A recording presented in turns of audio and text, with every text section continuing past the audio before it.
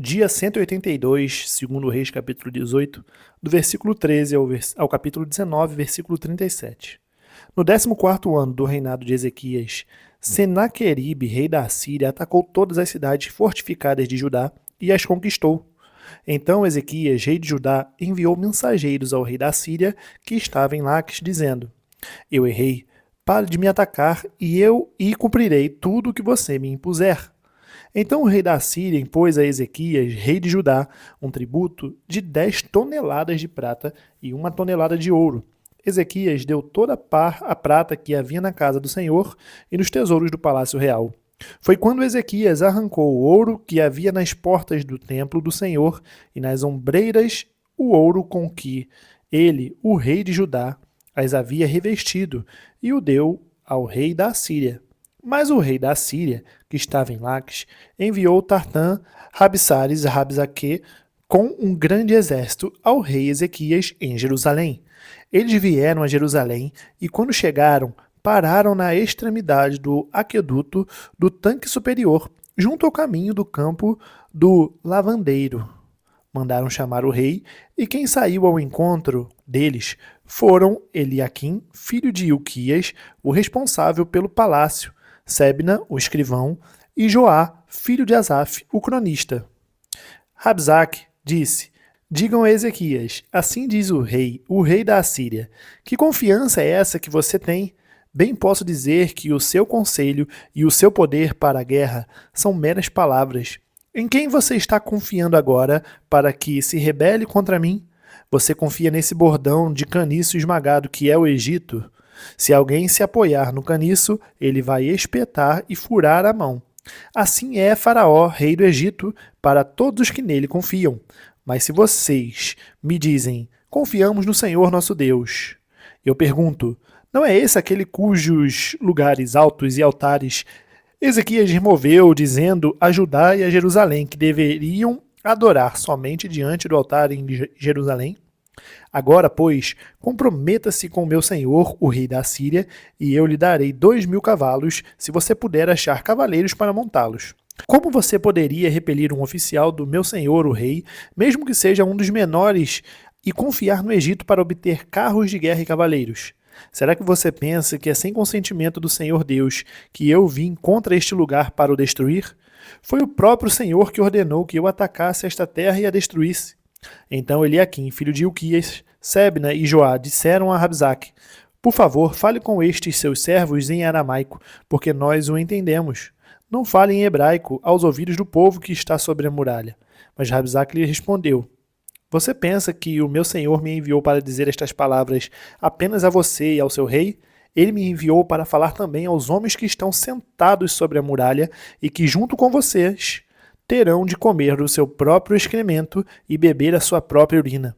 Então Rabsaque se pôs em pé e gritou em hebraico: Escutem as palavras do grande rei, o rei da Síria. Assim diz o rei: Não deixem que Ezequias os engane, pois ele não poderá livrá-los da minha mão. Não deixem que Ezequias os leve a confiar no Senhor, dizendo: O Senhor certamente nos livrará, e esta cidade não será entregue nas mãos do rei da Síria.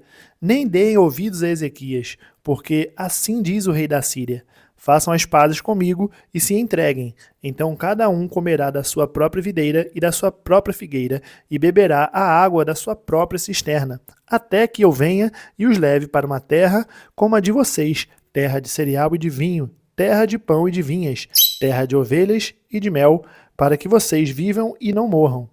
Não deem ouvidos a Ezequias, porque ele está enganando vocês ao dizer: O Senhor nos livrará. Será que os deuses das nações puderam livrar cada um a sua terra das mãos do rei da Síria? Onde estão os deuses de Amate e de Arpade? Onde estão os deuses de Sefarvaim, Ena e Iva? Será que eles livraram Samaria das minhas mãos? De todos os deuses destes países, quais foram os que livraram a sua terra das minhas mãos? Então, como o Senhor poderá livrar Jerusalém das minhas mãos? O povo ficou calado e não lhe respondeu palavra, porque assim lhe havia ordenado o rei: Não lhe respondam. Então Eliaquim, filho de Ilquias, o responsável pelo palácio, e Sebna, o escrivão, e Joá, filho de Asaf, o cronista, voltaram para junto do rei Ezequias com as suas roupas rasgadas e lhe contaram o que Rabsaque tinha dito. Quando o rei Ezequias ouviu isto, rasgou as suas roupas, cobriu-se de pano de saco e entrou na casa do Senhor. Então ele mandou que Eliaquim, o responsável pelo palácio, Sebna, o escrivão, e os anciãos dos sacerdotes, todos vestidos de pano de saco, fossem falar com o profeta Isaías, filho de Amós. Eles lhe disseram: Assim diz Ezequias. Este dia é dia de angústia, de castigo e de vergonha. Como se costuma dizer, chegou a hora de a criança nascer, mas a mãe não tem forças para dar à luz. É bem possível que o Senhor, seu Deus, tenha ouvido todas as palavras de Rabsaque e a quem o rei da Síria, seu senhor, enviou para afrontar o Deus vivo e repreenda as palavras que ouviu. Portanto, ore pelo resto que ficou. Os servos do rei Ezequias foram falar com Isaías, que lhes disse: Digam ao rei o seguinte: assim diz o Senhor, não tenha medo por causa das palavras que você ouviu, com as quais os servos do rei da Síria blasfemaram contra mim. Eis que porei nele um espírito, e ele, ao ouvir certo rumor, voltará para a sua terra, e lá eu farei com que ele seja morto à espada.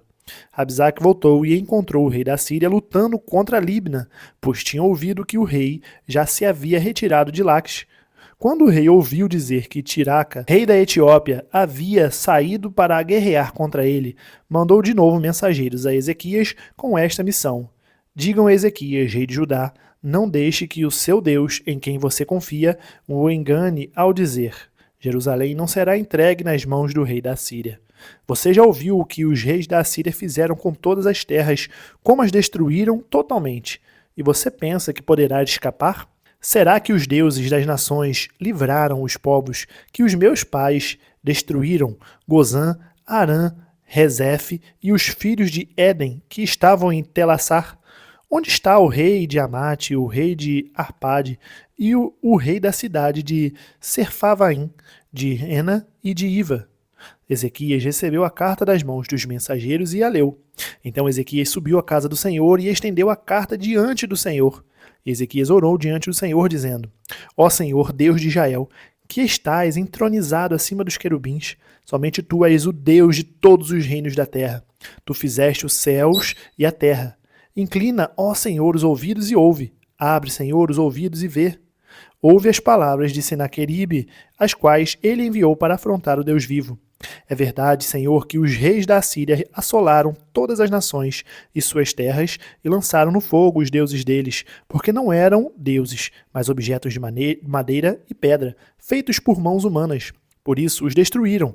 Agora, ó Senhor nosso Deus, livra-nos das mãos dele, para que todos os reinos da terra saibam que só tu, ó Senhor, és Deus.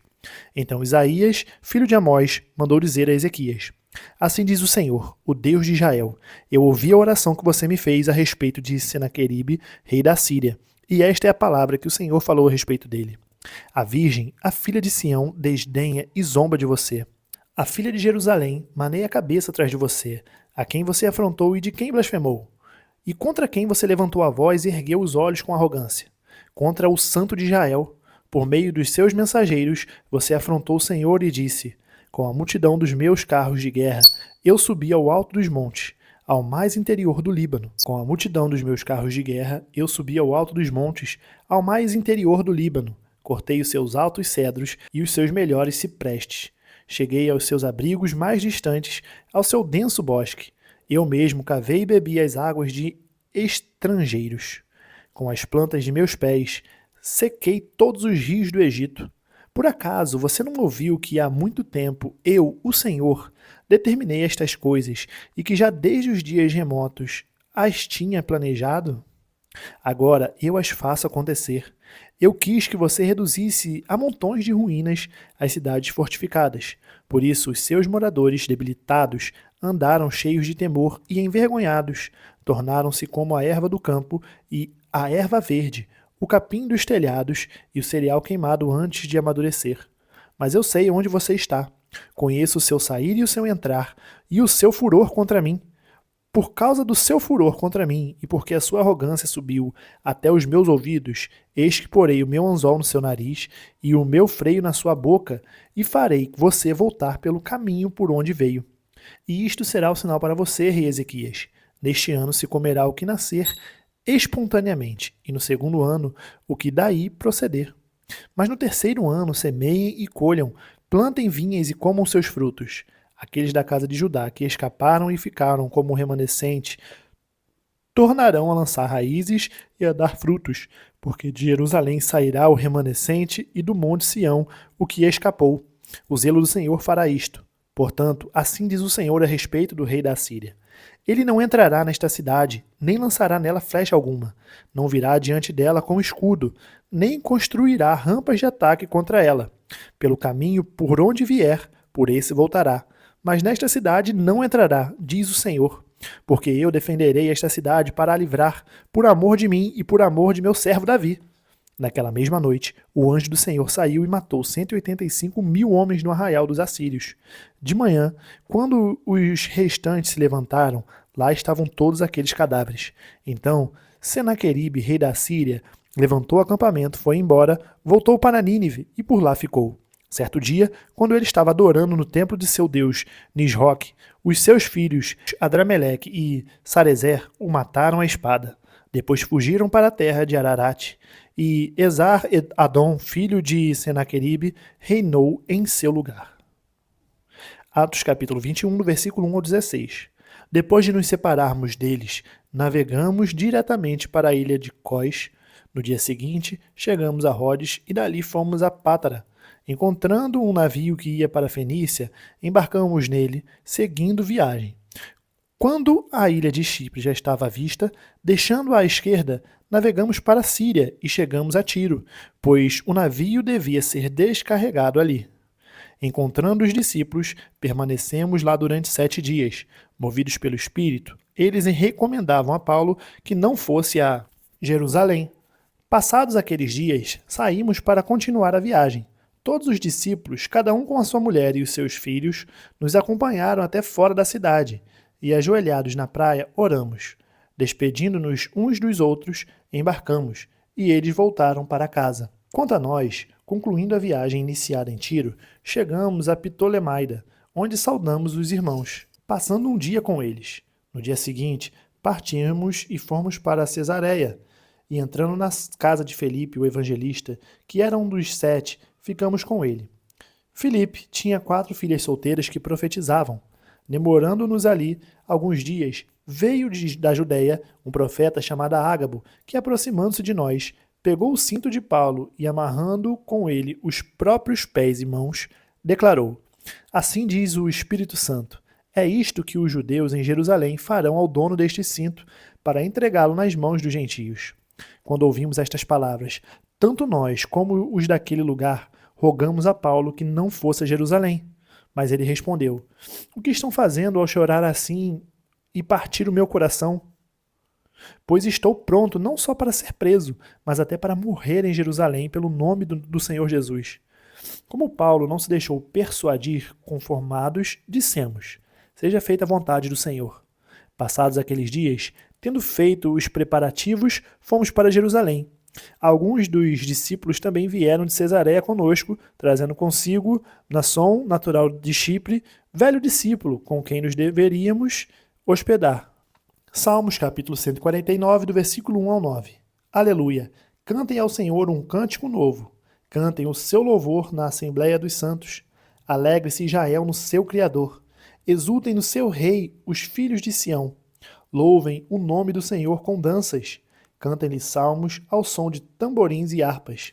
Porque o Senhor se agrada do seu povo e exalta os humildes com a salvação. Que os santos exultem de glória, e no seu leito cantem de júbilo. Nos seus lábios estejam os altos louvores de Deus, e nas suas mãos uma espada de 2 gumes, para exercer vingança entre as nações e castigo sobre os povos, para prender os seus reis concorrentes e os seus nobres com cadeias de ferro, para executar contra eles a sentença escrita, o que será honra para todos os seus santos. Aleluia. Provérbios capítulo 18, versículo 8. As palavras do difamador são comida fina, que desce para o mais interior do ventre. Terminamos o dia 182, nós nos vemos amanhã no dia 183. Até mais.